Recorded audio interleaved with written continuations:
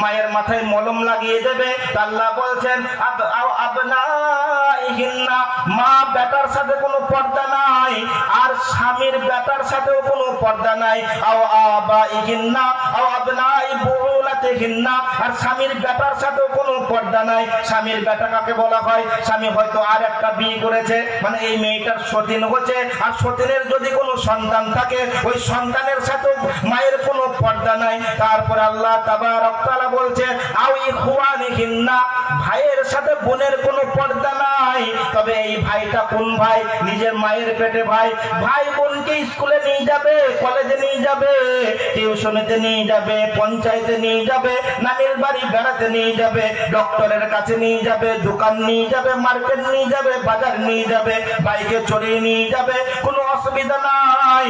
তো ভাইয়ের সাথে বোনের কোনো পর্দা নাই। তবে বোনরা একটু সাবধান থাকিও।